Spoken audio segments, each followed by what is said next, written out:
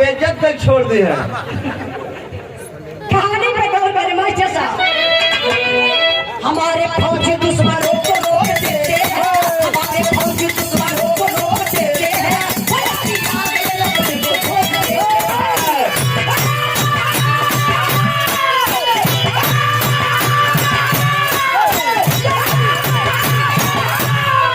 काट छुट्टी अपनी संजय कर बना चला, काट छुट्टी अपनी संजय कर बना चला,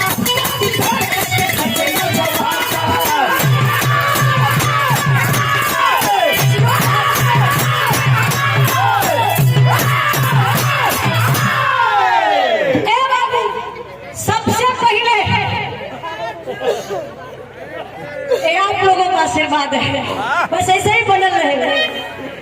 कहानी पर गौर करेंगे बाबू। जिला झांसी का रहने वाला एक व्यक्ति जिसका नाम बताया गया संपत के दुल्हन का नाम रेखा बा। 4 गो संतान भगवान दिले बड़न, 1 गो बिटिया 3 गो बेटा। अभय मृत्युंजय संजय के स्नातक का पढ़ाई पूरा भयल तो भयल का गीत लगल।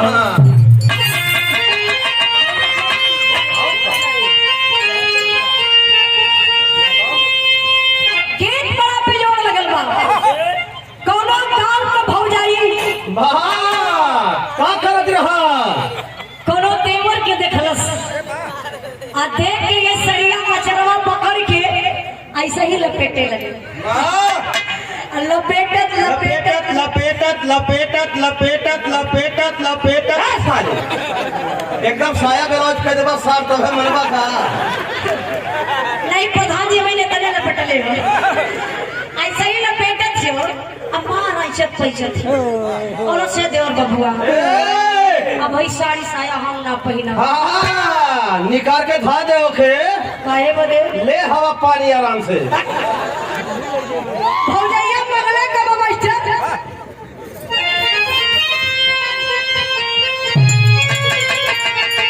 और हाथ को जोरा बिना तेरा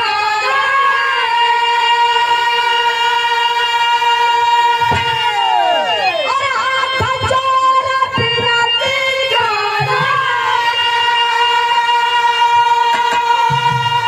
हम हो पार पार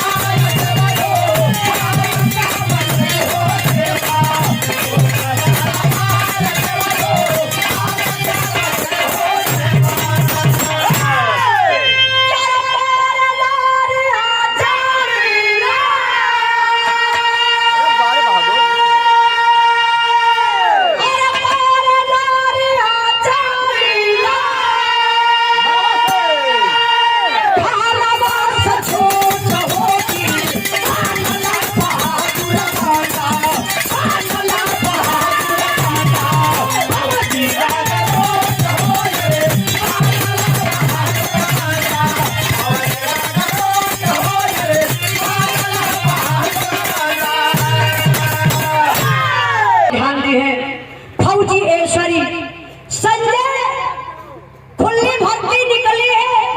भर्ती के लाइन में जाकर के खड़ा होते हैं, फौजी जवान बन जाते हैं। ड्यूटी कहाँ लगती है? जहाँ हिंदुस्तान पाकिस्तान का बॉर्डर है। ड्यूटी पर आना जाना बराबर बा। वही बीच में बाबू एक आरती नाम के लड़की से संजय का शादी भइल बा। पति पत्नी का मिलन भइल, आरती के गर्भ हो गया। महीना बीतत बये बाबू। 9वें महीना में फौजी जवान ड्यूटी से छुट्टी लेके घरे आयल हो। आप बसंती फौजी जवान घर आया है। 3 दिन का पेटवा तू नहीं सौरिये में बा। तब तक सीमा से आदेश आ जाता है, संजय कुछ फौजियों की जरूरत है, सीमा पर चले आइए। ए बाबू ये है फौजी जवान का जिंदगी बा। वाह फौजी जवान चल रहलस कैसे गीत बदल गई। मीठा बजा कैलस मास्टर कैसे ए भौजी सुन भौजी ए भौजी काकर पोछी हो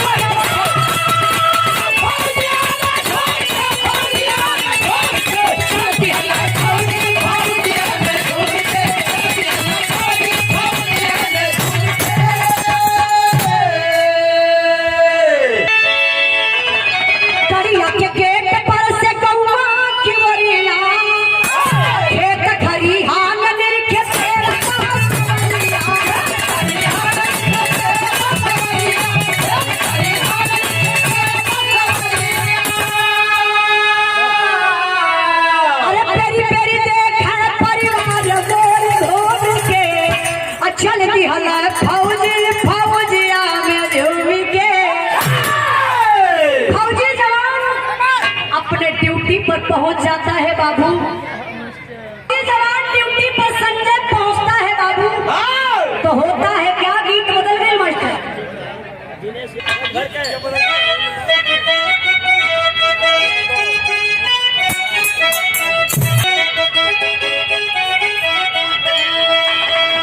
भार के गुजारिया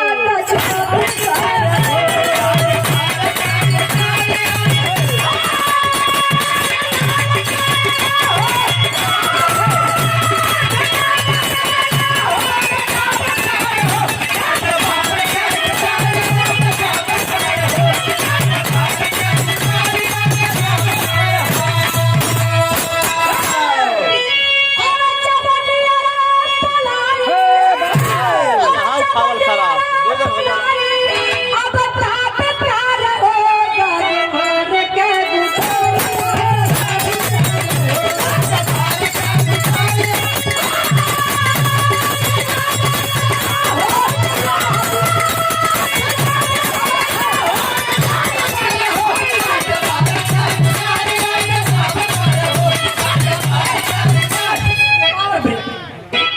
लेकिन फिर आप ध्यान दें बाबू, फौजी जवान ड्यूटी पर तैनात है। क्या बात है? तुम्हारे पाप के पपौती का सभी जनाई है।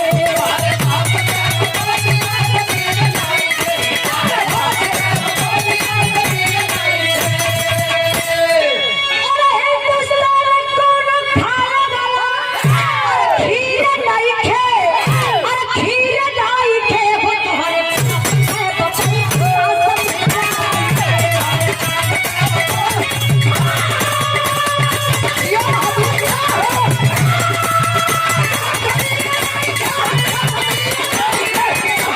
पपौती का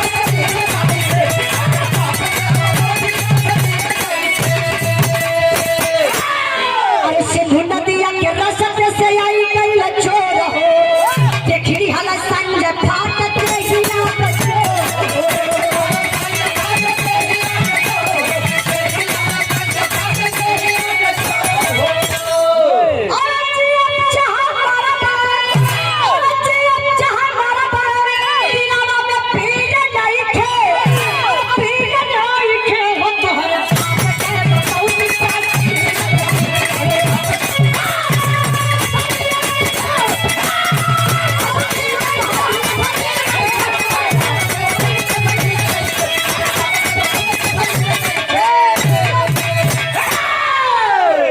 बाबू बिरहा पर ध्यान दिए। हिंदुस्तान का फौजी जवान संजय की ड्यूटी कहाँ लगती है? जहाँ सिंधु नदी, जो सिंधु नदी बह रही है, जो हिंदुस्तान पाकिस्तान का बंटवारा करती है, जवान सिंधु नदी पर के तट पर तैनात है। तब तक कुछ आतंकवादी हिंदुस्तान में प्रवेश करना चाहते हैं। पर हिंदुस्तान का फौजी जवान संजय उठाओ यहाँ, कदम आगे बढ़ाया, लेकिन मेरे बाबू गजब हो जाता है। कदम आगे बढ़ाया, 7 आतंकवादी थे बाबू, बर्दाश्त नहीं करता है, जवान गोली चलाना शुरू कर देता है।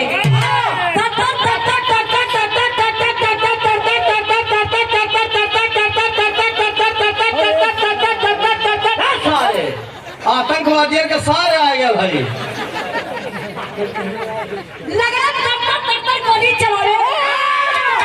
5 आतंकवादियों को मौत के घाट उतार देता है जवान। लेकिन मेरे बाबू कहां से कैसे दुश्मनों की सनसनाती हुई गोली आई और संजय के कंधे में लग जाती है। जब संजय को गोली लगी, अपने आप को संजय बहुत संभाला, लेकिन मेरे बाबू शरीर का बैलेंस बिगड़ गया, नहीं संभाल पाया। तो हुआ क्या मास्टर? बड़े भैया बबलू जी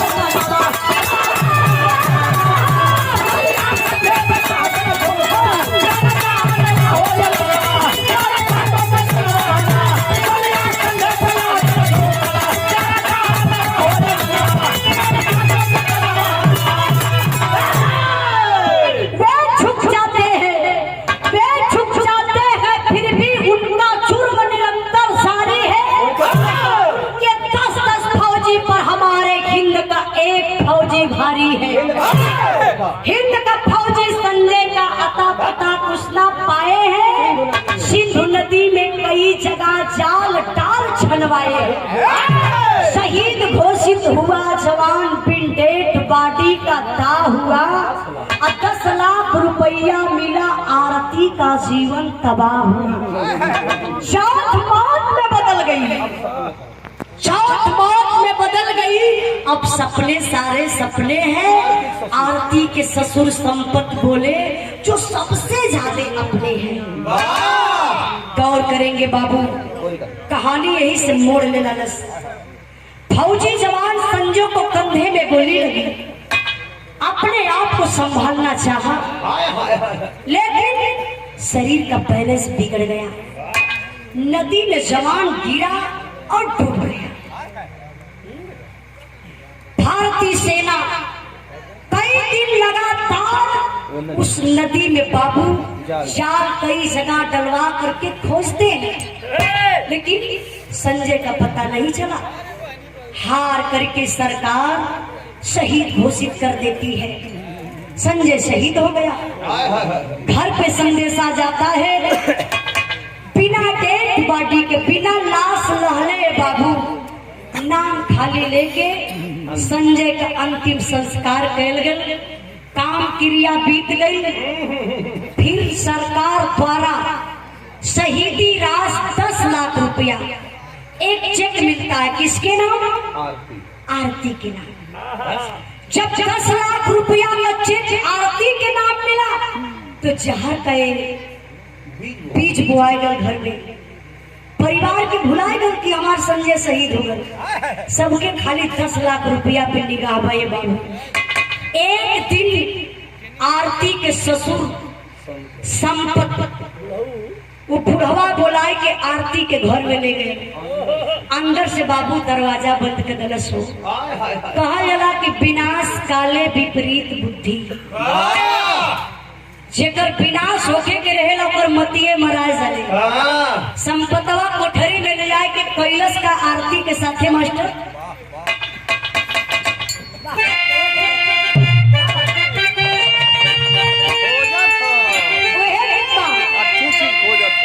स्वर्गीय राम ने गुरु बाबा कैसे मास्टर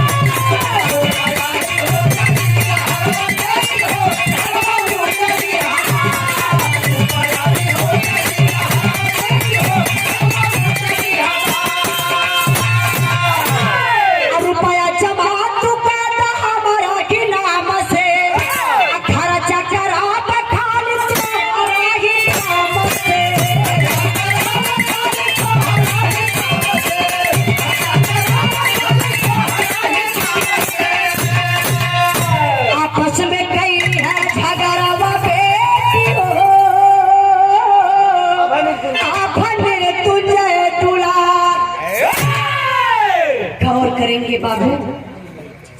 देखिए आरती के ले जाए के घरवा में यह कहा कि बेटा मुझे भी दुख है, तुझे भी दुख है, क्योंकि तेरा पति था संजय, मेरा बेटा था, लेकिन क्या किया जाए।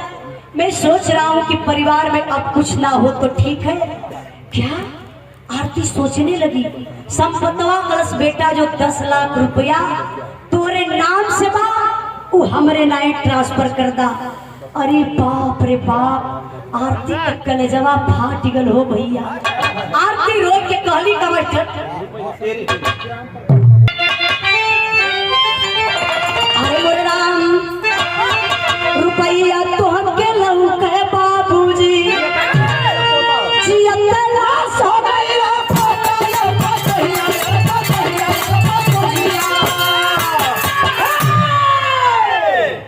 लगी, रोने लगी। बाबू मैं एक विधवा हूँ, मैं जितना हूँ लेकिन लाश बन के जी रही हूँ। आपको पैसा दिख रहा है, मुझे पैसा नहीं दिख रहा है। संपतवा समझ गए बाबू, अभी आरतिया पैसा ना दे। आय के दुआरे संपतवा बैठल मार पसीना फेंकत हो, अपने बुढ़िया के बलौलस कालस अब है कमाई। एक लोटा पानी लेके आवा, बुढ़िया पानी लेके आई। ले बाबू, संपतवा का पसीना देख के बुढ़िया घबराई गई। कलश का हो बुढ़ऊ, कैसे पसीना का तौर, तबीयत तो ठीक बना? बुढ़वा कलश देख बुढ़िया तबीयत तो ठीक बरे। अरे वो 2 लाख रुपया आरतिया का पा गई। ये तो छोटकी जहाज हो गई हो। क्यों का बतिये नहीं खिमाना था। भैया भैया भैया तेरी हल्ला कम रहे प्लीज, 10 मिनट खाली। कालस बुढ़वा देख बुढ़िया आज कैलियों से एकांत में काली की 10 लाख रुपया हमारे नाये ट्रांसफर कर दे। वो पैसा देवे के तैयार है ना बा। बुढ़िया कालस तक तो से हम पहले ही काली हो बुढ़ऊ, एक कुलक्षणी बा हमारे पेटवा के खाई गई हो रमाऊ हो रमाऊ। तो जल्दी खाई कलश की हरे बुढ़िया ये हमें का खाई रे। एक हमान मिल के खाई। संपतवा का विचार बदल गए बाबू। कलश की आज के दिन से परी भैया भैया कलश की आज के दिन से घर में खाना बनी, लेकिन आरतिया का हिस्सा खाना ना बने। बाबू बाबू हो, सबका हिस्सा खाना बने, लेकिन आरतिया बेचारी का हिस्सा घर में खाना ना बने। वो स्थिति आ गई, बगैर खाना का बेचारी बीमार पड़ गई। आरती छोटा बच्चा, मासूम बच्चा बीमार पड़ गया। आरती सबसे कहती है, परिवार में कोई नहीं सुनता है। आरती लेकर के अपने बच्चे को बाबू हॉस्पिटल जाती है। डॉक्टर साहब देखते हैं, अवाक हो जाते हैं। हंसराज भैया प्लीज 10 मिनट शांति बनाई बिना हमारा दम। हाँ 5 मिनट और बात बिगड़ जाइए आप लोग बताइए। वेरी गुड जी। आरती को देख करके डॉक्टर साहब डांटने लगे, बोले अरे आरती एक किसका बच्चा है? आरती बोली मेरा बच्चा।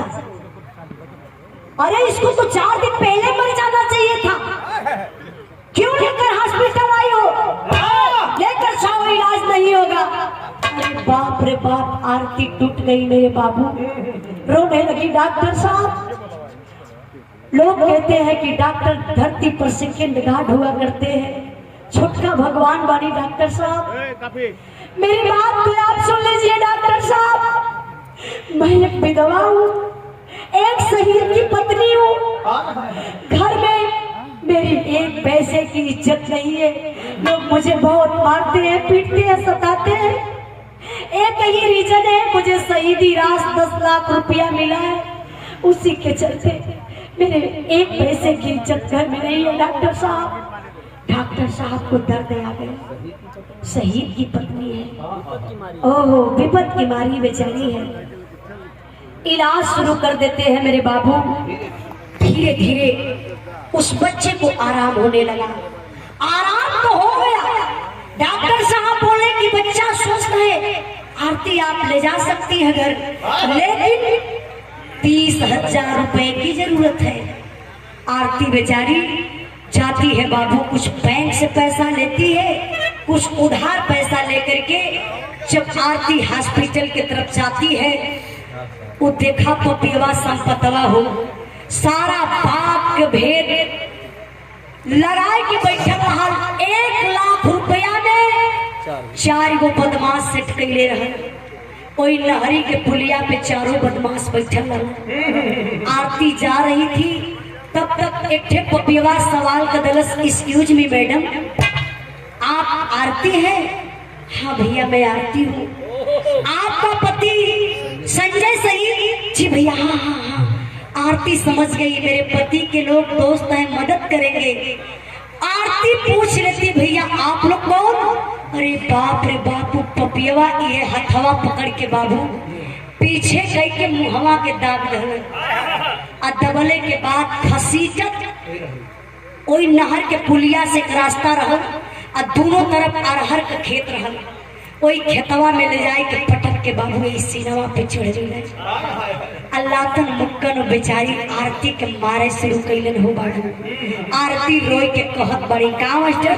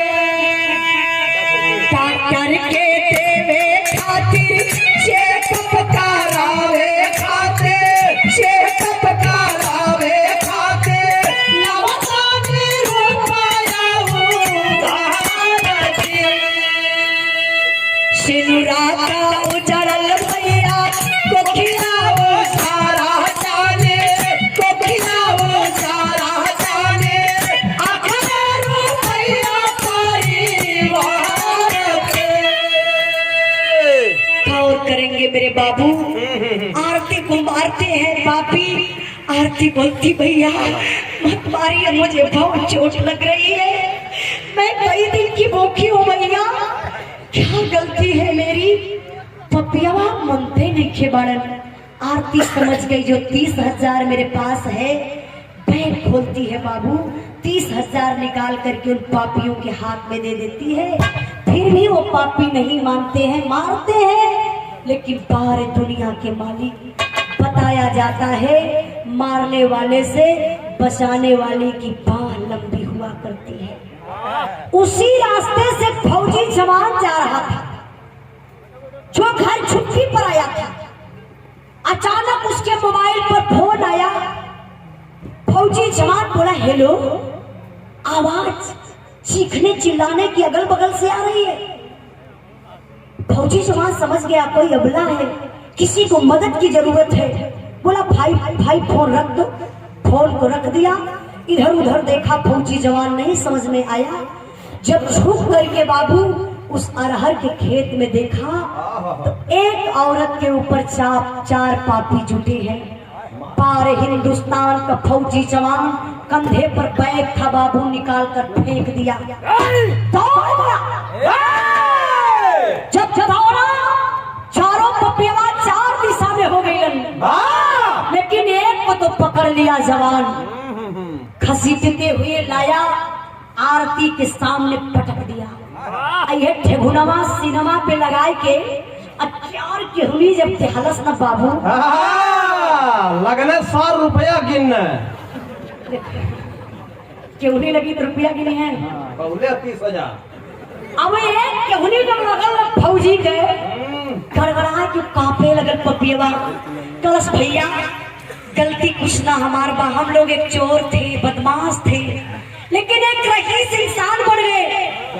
फौजी जवान नीचे से ऊपर देखने लगा, वाह बड़ा शरीफ लगा, बड़ा शरीफ हो तुम, एक अबला की मदद नहीं कर सकते हो तो क्या तुझे मारने का अधिकार है? आखिर क्यों मार रहा था? बोला सर देखिए ए आरती है, इनके पति जो शहीद संजय है, इनके 10 लाख रुपया मिलल बा शहीदी रास।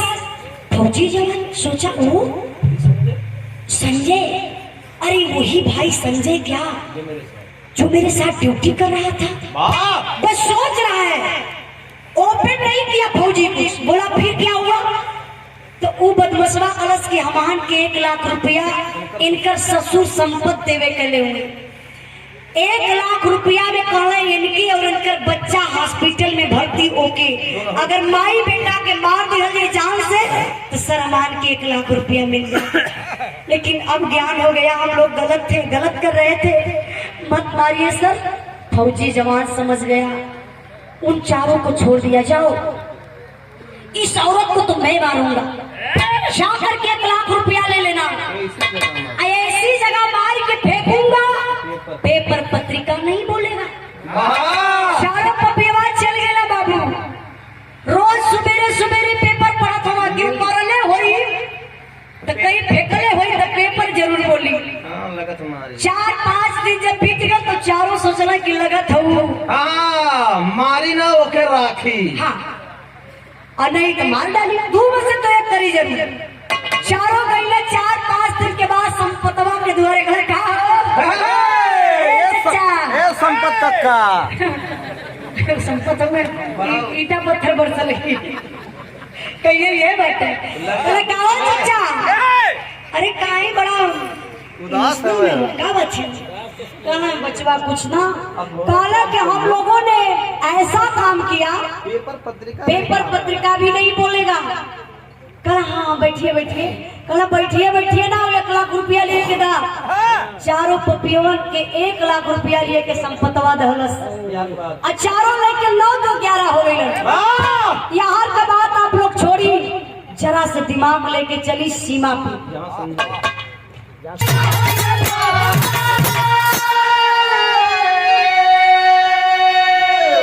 2 मिनट में यही तरीके से शांति और चाहिए। बहुत बहुत आप लोगों के धन्यवाद।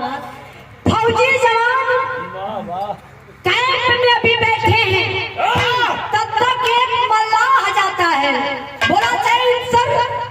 फौजी जवान नीचे से ऊपर देखने लगे, एक कौन है? लगता है साला पाकिस्तानी जासूसी है। इसकी शक्ल बता रहे, देखो। बोला कौन, कैसे डराए हो? तो वो मल्लाह जो था ना हाथ जोड़ लिया, सर सर सर ऐसा नहीं, मैं सर हिंदुस्तानी हूँ सर, मैं एक मल्लाह हूँ। तो फिर इधर क्यों आए हो? सर एक मेरी छोटी सा झोपड़ी जो सिंधु नदी है उसी तट पर है, मेरा काम है मछली मारना, उसी से मेरा जीविका चलता है। एक दिन कुछ दिन पहले की बात है, मैं नदी में मछली मार रहा था, एक लाश बहते हुए आ रही थी। मैंने नाव को आगे बढ़ाया और बड़े ध्यान से देखा तो हिंदुस्तानी वर्दी थी। मैं समझ गया किसी का लाल शहीद हो गया। अपनी नाव पर उठा के रख लिया, और जब बाहर लेकर आया तो थोड़ा ध्यान लगाया तो मैंने देखा उस जवान को गोली लगी थी कंधे में, लेकिन हल्की हल्की सांसें चल रही थी। मैंने देरी नहीं किया, ले जा करके हॉस्पिटल में भर्ती कर दिया। सर आराम हो गया है, वो अपने परिवार से जवान मिलना चाहता है। सर मेरे पास पैसा नहीं है कि मैं उस जवान को हॉस्पिटल से बाहर कर दूं और उसके परिवार से मिलवा दूं। सर बस निवेदन करता हूं, सर चलिए एक बार मुलाकात कर लीजिए। कुछ फौजी जवान जब हॉस्पिटल में जाते हैं और देखते हैं, अवाक हो गए, वाह भाई संजय, अरे भाई तू तो शहीद हो गया था, अभी तू जीवित है। किसी को विश्वास नहीं हो रहा है। मीडिया वालों को लोग बुलाए, मीडिया वाले सवाल करते, भाई संजय तू तो शहीद हो गया था, आखिर जीवित कैसे? संजय बोला, भाई मुझे कुछ पता नहीं है, इतना याद है मैंने आतंकवादियों को मारा और एक गोली मुझे लगी, अपने आप को बहुत संभाला, लेकिन नदी में गिरा, डूब गया। इसके बाद क्या हुआ मेरे लिए तो भगवान ने मल्ला हुआ। अब ये न्यूज पूरे टीवी चैनल पर दिखावत बा, पूरा हिंदुस्तान न्यूज देखत बा, और संपतवा देखा था। जब संपतवा टीवी देखलस ना बाबू, मना मन खुश भेल की। उसका बुढ़िया के कलर का हो बुढ़ा, दूरे दूरे हो। अरे यार वो देखा बुढ़िया कलर का, ये बुढ़ोती में गंदा गंदा फोटो देखल हो। बुढ़िया समझल टीविया देखे के बोला कौनो घाघरा पहन के नाचे वाली के तब बुढ़िया चश्मा पोंछ के लगौलस करस कहो बुढ़ो कहो हमारे लाल मोती लगत बा कैसे समझे लगत बा काहे बुढ़ऊ बुढ़वा करस रे नानी चीजे दिना हूँ अरे अब संजय है संजय कुछ बिगड़ने ना रही है देखा खुशी घर में आई गई यार से बोल रहा हाय देखा भी पहल की खस खुशी पतो मर गई हां अब दूसर की खुशी 10 लाख रुपया ट्रांसफर हो गई हुई देखा सपना सजावत था अब तीसर की खुशी बेटवा जियत मिलल अच्छा उसकी खुशी फिर रुपया कमाई अब बुढ़िया बचवी खुशी न रहे अब की बार संजवा का ब्याह करब न हां निम्मन पतो लिया दोनों जनक काम चली मतलब अरे बूढ़ी बूढ़ा दोनों जनक तेल लगाई करा अब की पतो ले आई न कहे तगड़ा ले अरे सोरवा को देखा अब आई के पैसा का जरूरत है और तब ना बाबू सम्मान के साथ गौर करेंगे फौजी जवान को लेकर के लोग संजय के घर आते हैं पूरी भीड़ उमड़ गई बा जनता जुटल बा अब भैया वही भीड़िया में से हो मीडिया वाले सवाल करते हुए संजय भाई आपको क्या फीलिंग हो रहा है आप तो शहीद हो गए थे लेकिन आज आप जीवित मिले परिवार को देख करके कैसा लग रहा है संजय कुछ बोल ही ना पावत हुए सिर्फ ऐसा ही इधर उधर संजय देख रहा है अच्छा तो हो बाबू कहल जला माई का निगाह बड़ी तेज होले आई गई बुढ़िया आय के अपने बेटवा कही है सर सोहरावत है चरवा से बनावटी मुहवा पोछत और रोवत है सर हमारे हीरा हो हीरा हई अखिया जे के तो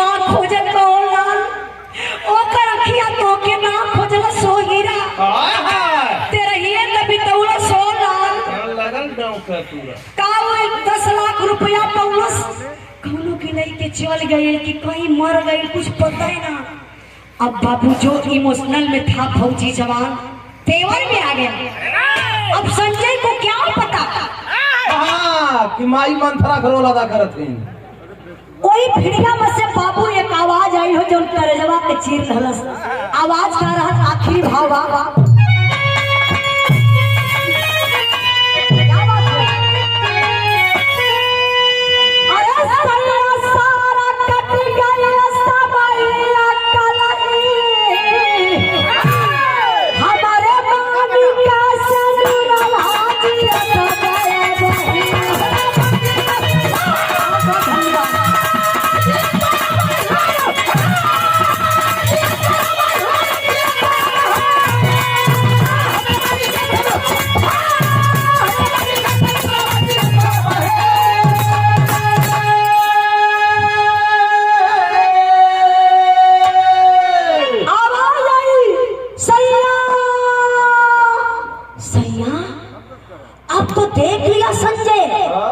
बही गुस्से में लाल है संजय तबले बाबू संजय कमैयो देख रही अब वो छछन लगावे माई अरे ललाऊ हो ललाऊ अरे हमार हीरो हो हीरो ये तो डाइन खड़ी है डाइन कसम खाई के बोलिया तू के काला यार अरे संजय के माई कहत रहल हो संजय कमाई वाली अरे हीरो हो हीरो अरे हम तो जाने मर गई हो लाल मरल है लेकिन डाइन बन के खड़ी हो अभी चुड़ैलवा की हकीकत में तबले आरती आ जाती है आरती आई तबले संपतवा देखलस बाप रे पप्पा वो सारा धोती खराब हो लगा पेट पकड़लस कहलस मरल है कि जियत है समझी न पावत संपतवा अब पेट पकड़लस कहलस सरवा को धोखा दे दे डिब्बा का पानी उठौलस बाबू पकड़ला पतल की गली निकल गया जान बचा लस तब तक आरती आती अपने पति संजय के सामने खड़ी होती है बारे संजय खींच कर मारा एक तमाचा बोल दिया मैं शहीद हुआ था मेरा परिवार तो नहीं परिवार तो जीवित था मैं एक देश रक्षक लेकिन तू मेरे परिवार की रक्षा नहीं कर पाती थी 10 लाख रुपया पा गई किसी पराये पुरुष के साथ अरे बाप रे बाप, आरती पागल हो गई। आरती कलश क्या हो गया है आपको स्वामी जी? मैं एक विधवा की जिंदगी जी रही थी। आरती रोए के बाबू का कलश मास्टर साहब गौर करेंगे बाबू। ऐसा लीला है तो सैया तो देखा वाला, अब कुछ दिन जिंदगी हमके बिठावा चाहिए।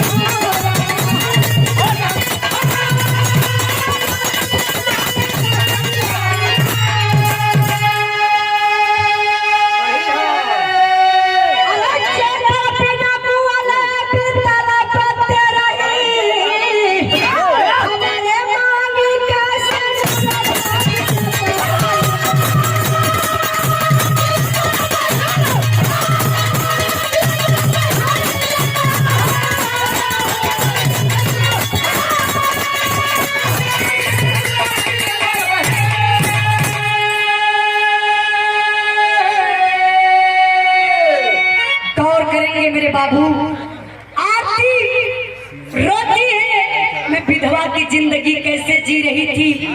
संजोग से फौजी जवान साथ में आया था, वही देवानंद जो आरती को बचाया था और अपने घर ले गया था। बोल दिया संजय भाई, तू मुझे पहचान रहा मैं कौन हूँ? संजय दौड़कर पहुंचता, देवानंद से गले मिल जाता। अरे भाई संजय, तू वही ना, हम लोग तो एक ही सेक्टर में ड्यूटी कर रहे थे। मैं शहीद हो गया था लेकिन कैसे जीवित मिल गया हूँ। देवानंद फौजी बोला, भाई एक मिनट उधर की बात तू छोड़, आज तू आरती को एक तमाचा मारा ना, मुझे चोट लगी। भाई क्या तू बोला किसी पराये पुरुष के साथ में आरती गई थी? अरे पगला, आरती को मैं ले गया था। ए मेरे धर्म की बहन है आरती, आज आरती की तुझे लाश भी नहीं मिलती। क्या क्या तेरे आरती को बदमाश मार रहे थे? अरे भाई मेरी आरती को, आरती चुप है। और देवानंद बोला, पहले अपने पिताजी को बुलाइए, संपतवा खुजाए लगल। ओकर पता ही नहीं खेचला था। हाँ, वो तो जाग दूठा 75 वाली लेके बैठल हो। प्रहरी के खेते में तारी के सुतल बा। चार गो लड़का गइला छिनाई के लिए ना, द्वारे रख दाना। फौजी सवाल करे लगल देवानंद, पिताजी बताइए आप किसको 1 लाख रुपया दिए थे? बुढ़वा कलश का ये लाल घर बिगाड़त हुआ। अरे हमार लाल जब से शहीद रहा, सुनली लाल के कैसे जिंदगी बितावत है, चार खाए के घर में 1 रुपया ना, 1 लाख का बात करत हुआ। फौजी जवान चारों बदमाशों से संपर्क बना कर रखा था, बुला लिया चारों को, सारा सबूत दिखा दिया। तब संजय समझ गया, वाह बारे माई, माई तू कहत रहलो कि कोनो मर्दे के संगे भाग गई आरती। हाय फौजी जवान की बीबी धन के लालच में आके बाबू ऐसा करत रहला, लेला सब कुछ 1 इंच ना चाहिए। वादा करथिला सर्विस का आधा पैसा तो लोन के दे ले जा, अगर संजोग से शहीद हो जाओ, जो शहीदी रास मिली ले लिया। और आज के दिन से समझ जाइए कि हमारा बेटा संजय शहीद रहा, शहीद बा। अब पोता पतो मर गला, मरले हुए फौजी जवान चल देता है, लेकिन बारे आरती अपने पति के पैर पर गिर जाती है और रोकर बाबू बड़ी ऊंची बात कहती है। गौर करेंगे, क्या एक नारी की ऐसी सोच हो सकती है? 200 रुपए का पुरस्कार सीमा यादव भट्टाही चौराहा इलाहाबाद प्रयागराज के धरती से 200 रुपए का पुरस्कार फिलहाल के भाव पर बहुत बहुत प्रणाम आशीर्वाद बचा रही। कहना है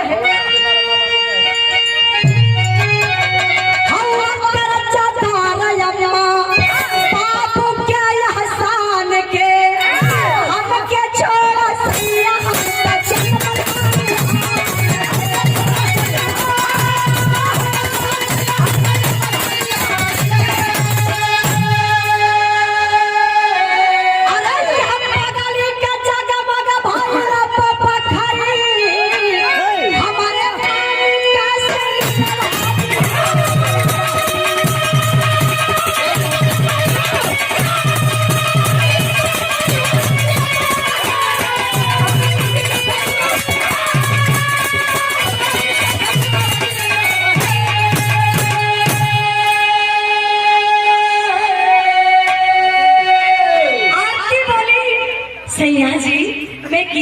गांव की बेटी हूँ, लेकिन मम्मी पापा आपको पैदा किए हैं, बहुत बड़ा अरमान है, मम्मी पापा को मत छोड़िए।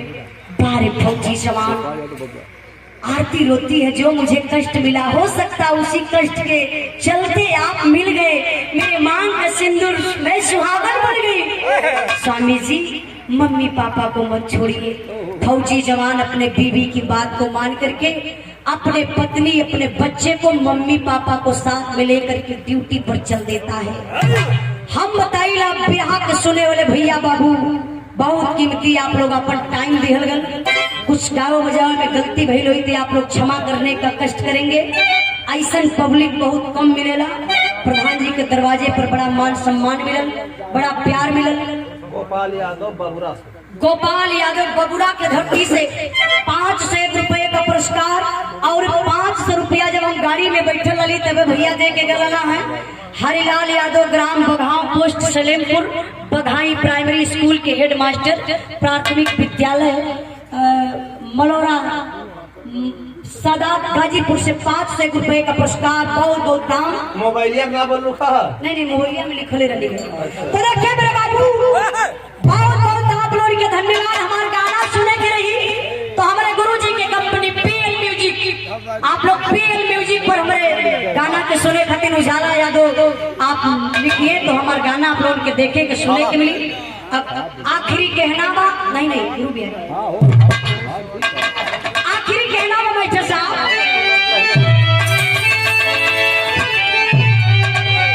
गुरु बिहारी गुरु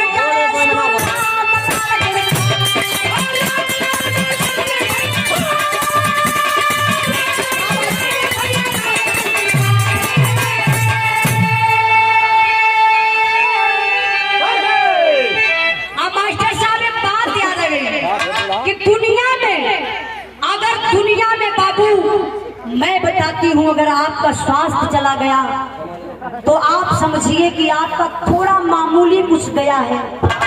आप खाएंगे पिएंगे आपका स्वास्थ्य वापस आ जाएगा। अगर आपका धन चला गया तो समझिए कुछ नहीं गया है।